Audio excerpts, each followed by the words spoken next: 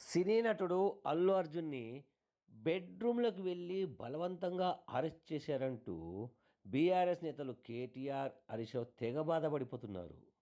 మరి గతం గూడా ఒకసారి గుర్తు చేసుకోండయ్యా.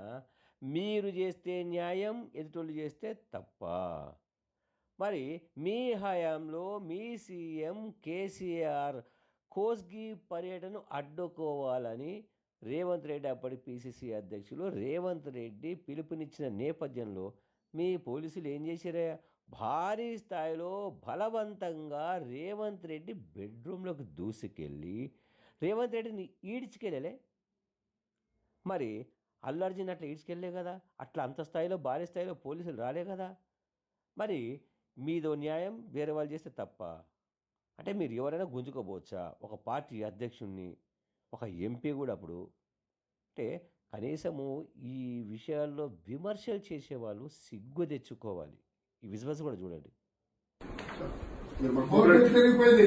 ప్లీజ్ మాకు కోఆపరేట్ చేయండి సార్. కోఆపరేట్ చేయడం కాదు, తలుపులు ఎట్లా ఇరగొట్టి లోపలికి వస్తారు అంటున్నా. సార్ లేడీస్ ఉన్న దాంట్లో మీరు ఇట్లా తలుపులు ఇరగొట్టుకొని లోపలికి ఎట్లా వస్తారు సార్ మీరు? ఫోర్ లేడీస్ ఉన్నారు. సార్ మేము ఇక్కడ టెర్రరిస్టులమా సార్?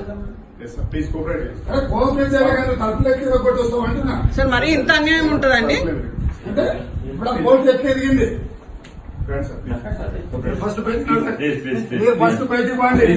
చేపెట్టుకో ఫస్ట్ మీరు బయటికి పోండి. మీకు ఎక్కడ బయటికి పోయి చెప్పండి. మీరు బయటికి పోండి ఫస్ట్. తీసుకోండి చేస్తున్నా. కరెక్ట్ కాదండి, ఇది కరెక్ట్ కాదు, ఇది కరెక్ట్ కాదు.